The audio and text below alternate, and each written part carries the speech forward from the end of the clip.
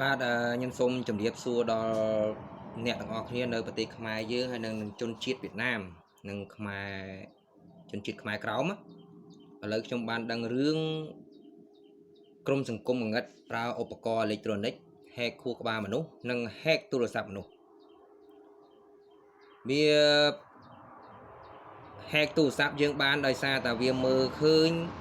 សកម្មភាពរបស់យើងក្រុមសង្គមងងឹតហ្នឹងវាមានឧបករណ៍ technology គេហៅក្រុមពួកសង្គមងងឹតហ្នឹងគេហៅក្រុម V2K Mind Control អញ្ចឹងការគិតរបស់យើងហ្នឹងវាត្រូលមកខួរក្បាលយើងគាត់តែយើងគិតឃើញចំណុចណាមួយគឺវាបង្អាប់ការគិតរបស់យើងការប្រភាករបស់យើងការភ័យការព្រួយបារម្ភការសំបីតការគិតរបស់យើងក៏វាដឹងការប្រភាករបស់យើងក៏វាដឹងដែរអានេះខ្ញុំសូមប្រាប់ដល់បងប្អូនរួមជាតិទាំងអស់ប្រទេសខ្មែរយើងនិងខាងប្រទេសវៀតណាមខាងកម្ពុជាក្រោមឲ្យដឹងហើយខ្ញុំសូមសំណូមពរនគរបាលស្រុកខ្មែរយើងនៅជាប់ព្រំដែនមេមត់ដែលនៅគៀកព្រំដែនហ្នឹងនៅចំតំបន់ចិត្តព្រៃគុកខាងកម្ពុជាក្រោមឲ្យជួយចោះស៊ើបអន្តរាគមន៍ពាត់ចាប់អាសង្គមងងឹតហេតុអីបានថាខ្ញុំដឹងរឿងហ្នឹងដែរព្រោះខ្ញុំបានឮសំឡេងរាល់ថ្ងៃឮសំឡេងតាមរលកធាតុអាកាសហើយសំឡេងហ្នឹងពីដំបូងហ្នឹងគឺឮនៅជុំវិញខ្លួនហ្នឹងតែមិនដឹងជាមនុស្សម្នាក់ណាកំពុងតែថានិយាយឯងតែដល់ពេលខ្ញុំដឹងសុបទាំងអស់គ្រប់ទាំងអស់សំឡេងវាមិនមែននៅខាងក្រោមទេនៅខាងវាថាអូដូចមនុស្សដើរពងនិយាយនេះណោះលើអាកាសលើពពកលើមេឃសំឡេងហើយប្រព័ន្ធឧបករណ៍ហ្នឹងអាចបញ្ជាបានគ្រប់សំឡេងដោយខ្ញុំកំពុងអង្គុយមើលព័ត៌មានសម្ដេចពុកអីហ្នឹងចេញសំឡេងសម្ដេចពុកខ្ញុំគ្រាន់តែឈប់មើលព័ត៌មានហ្នឹងគឹបឮសំឡេងសម្ដេចពុកនិយាយមកអញ្ចឹងពួកអាសង្គមងងឹតហ្នឹងវាយកសំឡេងអាយុរដ្ឋមន្ត្រីយកមកបំភ័យអ្នកដែលបានឮសំឡេងបំភ័យថាឯងខុសនេះខុសនោះហើយធ្វើដូចទៅជែកជាមួយសម្ដេចពុកចឹងដូចធ្វើកំពុងតែជែកជាមួយសម្ដេចពុកចឹងហើយការប្រភេទមួយទៀតដែលខ្ញុំបានដឹងតហ្នឹងវាបានហែកទូរស័ព្ទខ្ញុំភាសាហ្នឹងគឺខ្ញុំចង់តេស្តមើលថាបើសិនជាខ្ញុំចេញទៅប្រទេសឡាវតើនៅឮសំឡេងអត់ព្រោះខ្ញុំឮសំឡេងហ្នឹងរយៈពេល5ឆ្នាំតាំងពី2020 2019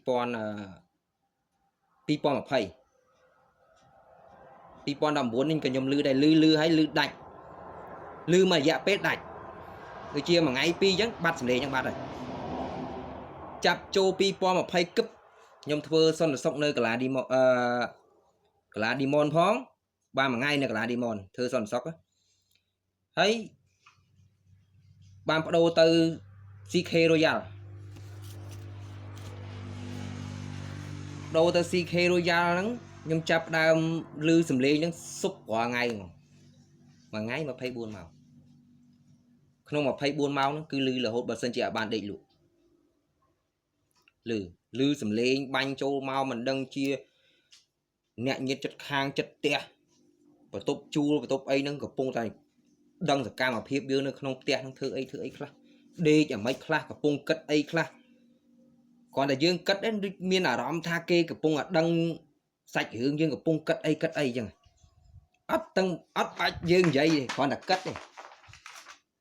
ហើយឥឡូវខ្ញុំដឹងអស់ខ្ញុំលែងភ័យព្រួយរឿងហ្នឹងមែនប៉ុន្តែគាត់ថារឿងនេះមិនមែនធម្មតាទេខ្ញុំលែងភ័យព្រួយប៉ុន្តែនៅមានការព្រួយបារម្ភមួយយ៉ាងថាប្រជាជនខ្មែរយើងមិនដឹងជាមានចំនួនប្រមាណអ្នកទេដែលអ្នកដែលបានឮសំឡេងហ្នឹងហើយសំខាន់ខ្ញុំតាមចាប់អារម្មណ៍នៅពេលដែលខ្ញុំឮសំឡេងហ្នឹង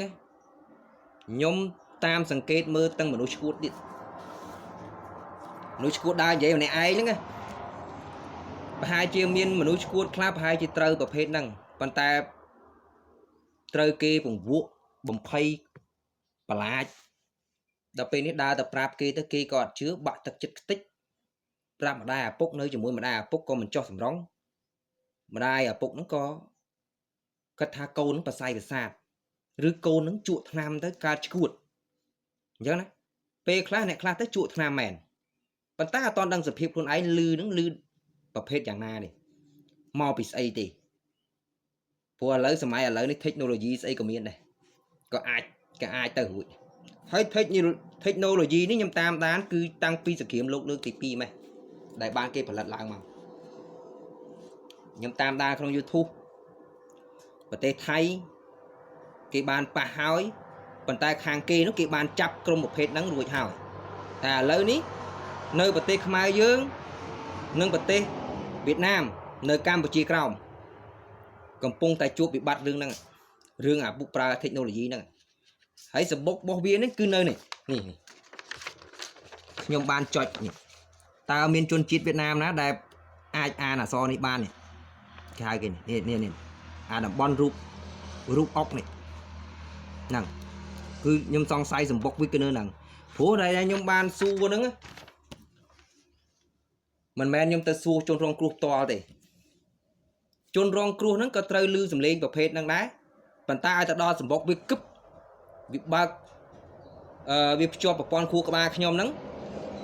ទៅជនរងគ្រោះដែលថាបានទៅដល់សម្បុកវាហ្នឹងគឺស្រែក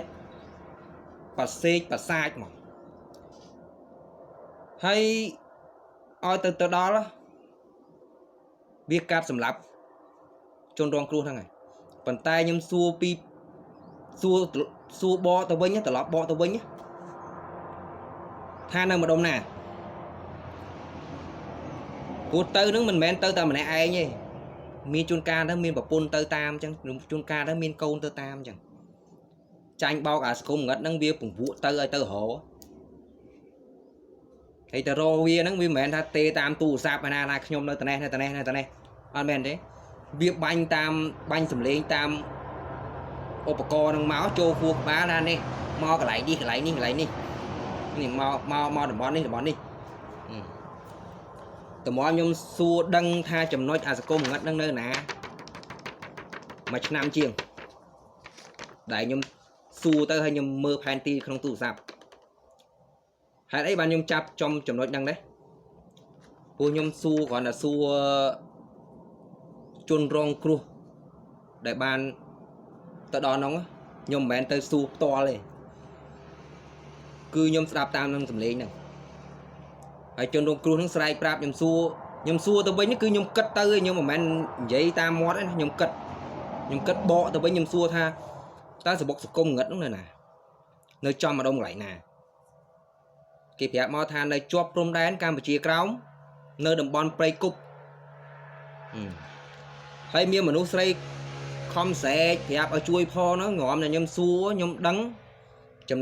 ចាប់ចំណុចជាប់គេថានៅស្រុករោងដំរីអញ្ចឹងព្រៃគុបស្រុករោងដំរីហ្នឹងមានតែ2ចំណុចនេះ2ចំណុចនេះ2ចំណុចហ្នឹង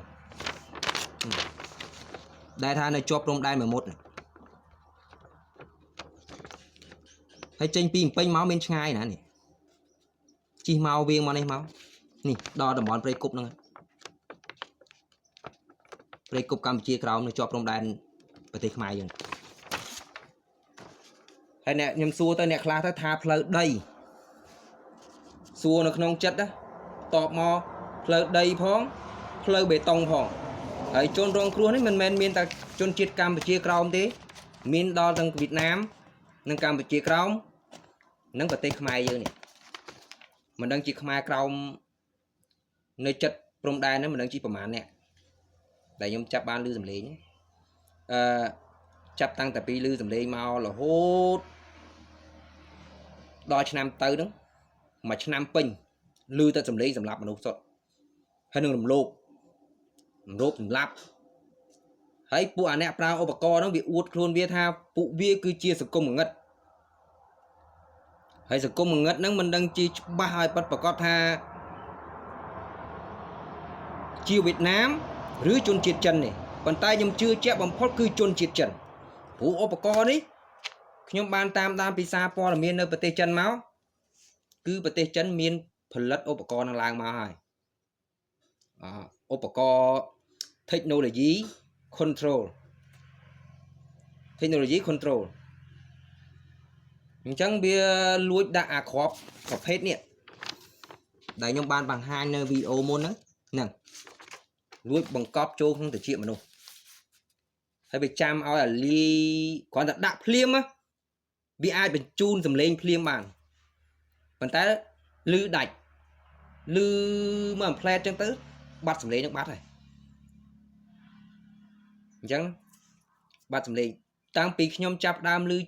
ស៊ុបជាប់រហូត2020ឥឡូវដល់រហូតដល់ឆ្នាំ2025ហ្នឹងចំណុចហ្នឹងអញ្ចឹងសូមផ្ដាំជូនទៅប្រជាជននៅខ្មែរយើងនិងប្រជាជនកម្ពុជាក្រោមហើយនឹងសូមសាពះដល់នគរបាលទាំងអស់គ្នាថាសូមជួយអន្តរាគមន៍តាមដាននៅរឿងនេះផងព្រោះឥឡូវខ្ញុំបានចុចទីតាំងអាស្គមងឹតហ្នឹងច្បាស់នៅម្ដុំហ្នឹងម្ដុំព្រៃគុកហ្នឹងនេះព្រៃគុកកម្ពុជាក្រោមនៅព្រំដែននេះពីតំបន់នេះ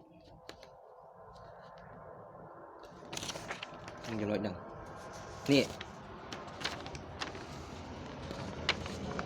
រូបអុកនេះគឺផ្លូវបេតុងនេះផ្លូវបេតុងហើយនេះផ្លូវដែលចេញមកព្រំដែនខ្មែរយើងនេះគឺចូលតំបន់នេះហ្នឹងនេះដបូលផ្ទះនេះដែលខ្ញុំថតឃើញនៅព្រៃស្លុប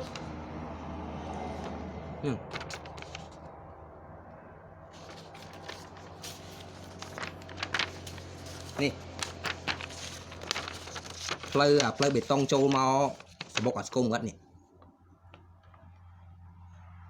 ហេតុអីបានសារខ្ញុំចង់ផ្សាយតំបន់ហ្នឹងណាព្រោះខ្ញុំបានគិតសួរវិញធម្មតាដែលថាអ្នកបានឮសំឡេងដូចខ្ញុំអញ្ចឹងខ្ញុំបានតាមដានសាច់រឿង technology ហ្នឹងអញ្ចឹងខ្ញុំប្រកាសច្បាស់ថាខ្ញុំត្រូវឮសំឡេងនេះប្រកាសជាត្រូវរបស់គេធ្វើក្រុមពួកហ្នឹង hacker ទៀតហើយមួយសារខ្ញុំដែលខ្ញុំបានទៅនៅប្រទេសឡាវខ្ញុំបានបង្ហោះរឿងវាមួយសារតែមួយសារហ្នឹងខ្ញុំអត់ទាន់ដឹងទីតំបន់របស់វាឬវានៅកន្លែងណាទេ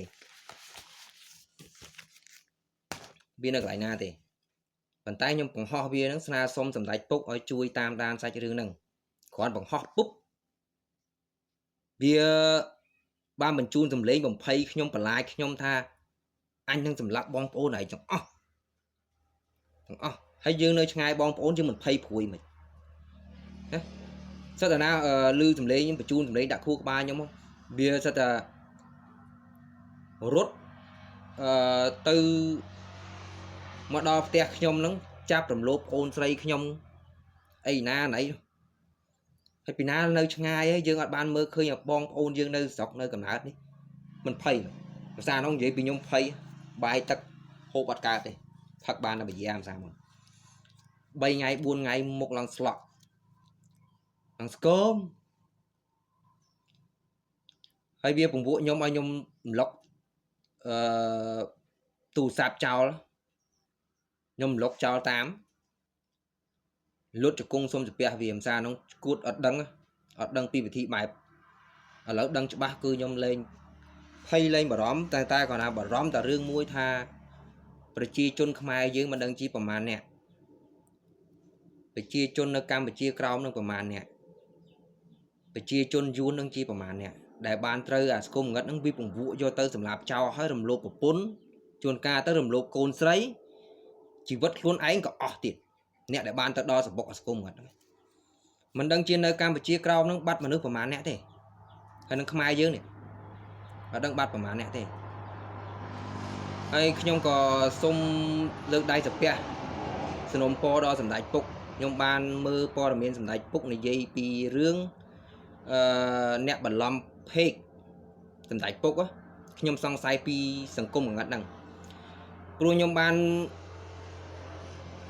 រំលឹកទូរស័ព្ទលុប ចេញចោលអស់ខ្ញុំបានបង្កើត Facebook ថ្មីបង្កើត Facebook ថ្មីពួកអាសកុំងឹតហ្នឹង hack Facebook របស់ខ្ញុំ hack Facebook ហ្នឹងខ្ញុំដែលខ្ញុំកំពុងតែរៀបបង្កើតថ្មីហ្នឹងចេញសិតតែរូបសម្ដេចទាំងអស់ខ្ញុំគិតថា Facebook ហ្នឹងត្រូវគេ hack បាត់ហើយចេញមកសិតតែរូបសម្ដេចសម្ដេចហ៊ុនម៉ាណែតនិងសម្ដេចពុកនិងកូនចៅរបស់សម្ដេចពុកសិតតែនៅក្នុងនឹងទាំងអស់ហើយខ្ញុំព្យាយាមថាមើលទៅអត់កើតទេខំលុប Facebook នឹងចេញដោនហើយថ្មីទៀតដូរឈ្មោះថ្មីមួយទៀតក៏នៅចូលតាអា Facebook ដែលខ្ញុំបង្កើតដំបូងចូលដូរចេញជាឈ្មោះអក្សរឡាវក៏នៅតែចូល Facebook ដែលខ្ញុំបង្កើតដំបូងហើយបង្កើតមកចេញមកហ្នឹងចេញវាថាសិតតែរូបសម្ដេចពុកនិងសម្ដេចហ៊ុនម៉ាណែតអញ្ចឹងខ្ញុំចាប់អារម្មណ៍ដល់ពេលខ្ញុំត្រឡប់មកខ្មែរវិញនេះខ្ញុំបានមើលព័ត៌មានរបស់សម្ដេចពុកគាត់បានបង្ហោះនៅក្នុង YouTube ថាមានគេបន្លំ page របស់សម្ដេចអញ្ចឹងខ្ញុំសង្ស័យថាសង្គមងងឹតហ្នឹងហើយអ្នកបានបន្លំ page របស់សម្ដេចពុកអញ្ចឹងសូមឲ្យសម្ដេចពុកនឹងជួយដល់ខ្ញុំផងអារឿងថាខ្ញុំបានដឹងនេះខ្ញុំរាយការណ៍ប្រាប់សម្ដេចពុកតាមវីដេអូដែលខ្ញុំបានបង្ហោះនេះសូមសម្ដេចពុកជួយខ្ញុំផងខ្ញុំដឹងបានដឹងអារឿងថាក្រុមណាអ្នកបន្លំ page សម្ដេចពុកសូមឲ្យសម្ដេចពុកជួយខ្ញុំផងសម្ដេចពុកហើយនេះខ្ញុំពាក់មួកនេះហ្នឹងខ្ញុំការពារអាកាំរស្មីដែលវាបាញ់វាប្រើឧបករណ៍ technology បាញ់សម្លេងចូលទៅជាខ្ញុំនេះវាបានជួយទប់បន្តិចបន្តួចនេះខ្ញុំទិញអាกระดาษគេដុតត្រីនេះ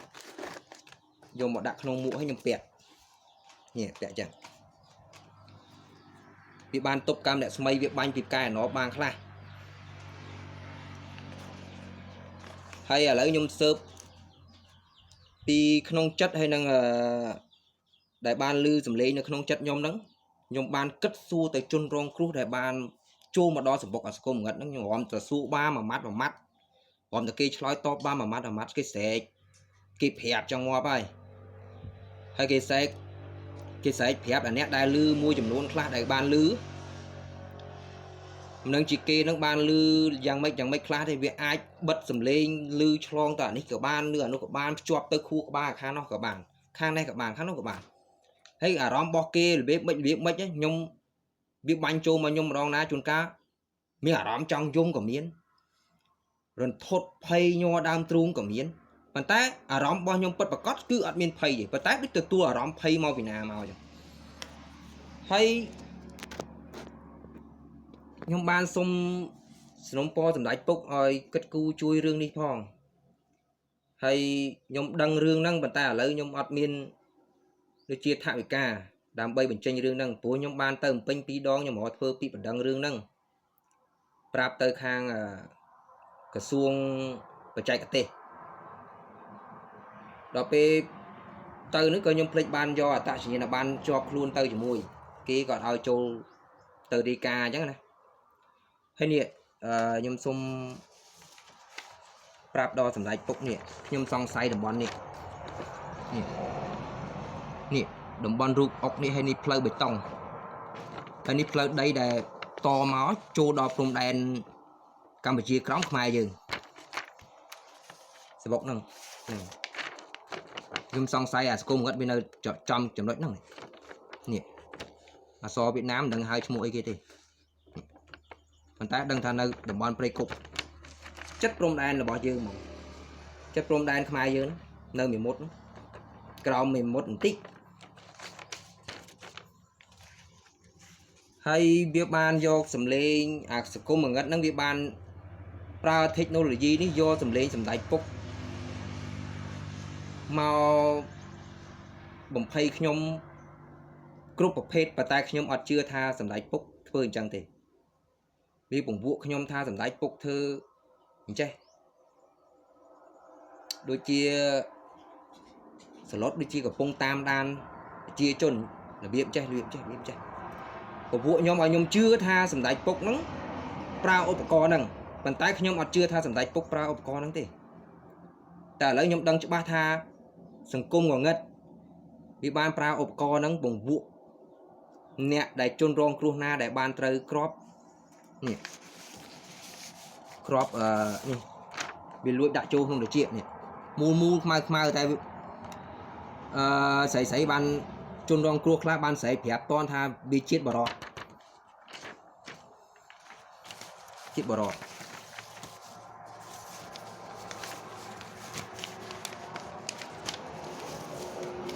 ហើយខ្ញុំស្នើសុំនគរបាលព្រំដែននៅខាងមីមុតនៅគៀកកម្ពុជាក្រោមទាំងនគរបាលនៅកម្ពុជាក្រោមជួយគុំដៃគ្នាជួយតាមដាននៅកន្លែងតំបន់ដែលខ្ញុំបានចង្អុលមុនហ្នឹងពាត់រៀបវិធីធ្វើម៉េចពាត់នឹងផ្លូវចូលផ្លូវចេញជុំវិញព្រៃគុកហ្នឹងដើម្បីចាប់អាសង្គមងឹតហ្នឹងបើមិនចឹងទេងាប់ច្រើនណាក្នុងរយៈពេល1ឆ្នាំនេះខ្ញុំឮគ្រាន់តែឮសំឡេងមនុស្សដែលបានទៅដល់សម្បុកវាសម្លាប់ចោលទាំងអស់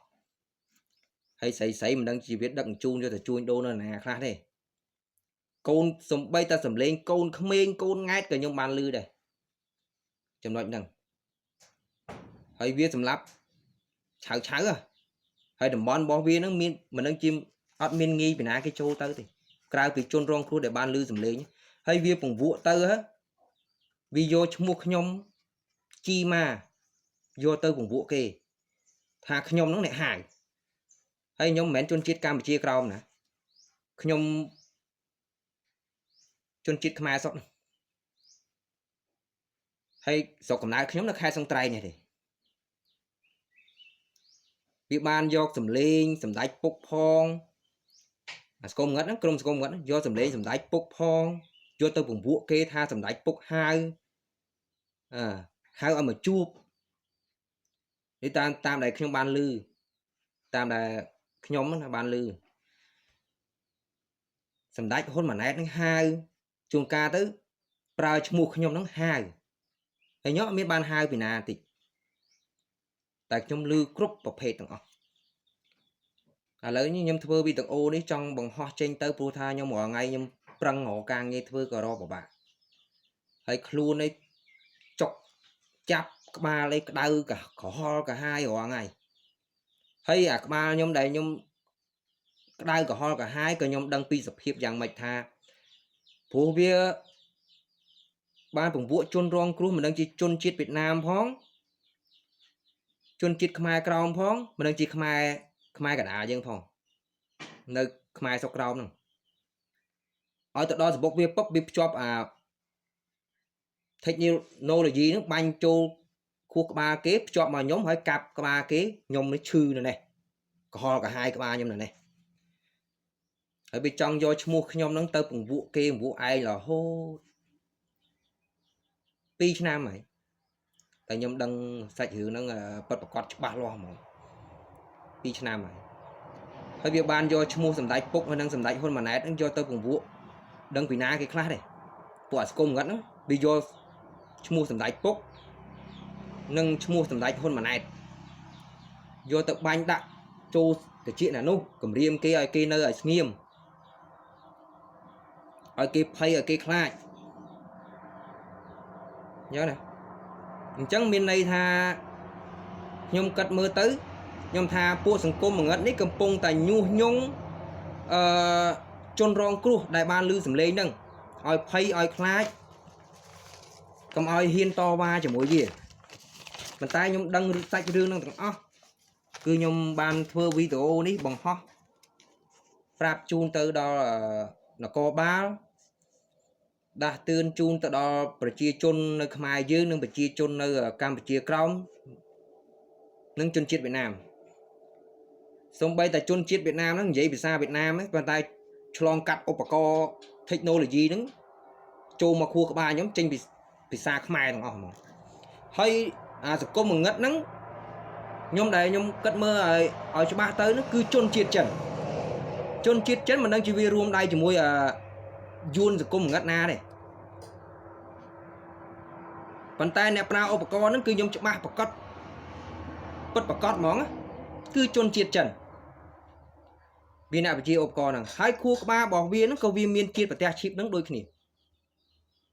chẳng à rõm bó hạt cô ngất nắng đập bê cho mà khu ba nhưng mà đó nhóm đăng thà rõm với cái phong là cất ấy rư muối trong một phía ấy hãy tập một phía tranh máu cứ bầm play mà vì bầm play do mua nhóm nâng do tơ phùng vụ phép kê thác nhóm nâng hai kê mau trong chấm nội đi chắc này hay nhóm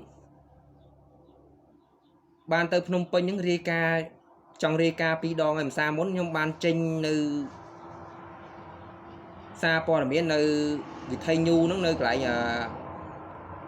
spin trôi cho bà nó chân vùng mu pro một buôn mà xa người ta là lỡ đăng cho ba phần có tha sập bốc bao vía cứ nứ đồng bon play cúp Campuchia Crown cho trong đàn Khmer dương nè nó Crown 11 tích lại những ban thưa bị tổ bằng 2.000 hũ te này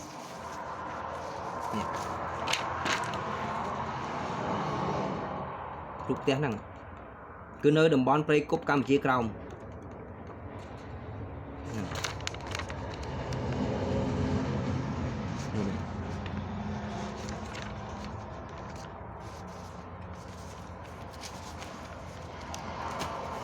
cho các bạn nhân xung bỏ đó là có ba cho prom đan Campuchia Crown một bàn khơi hay chui ria cá tới đó khang sầm mặt kích nơi Campuchia Crown chui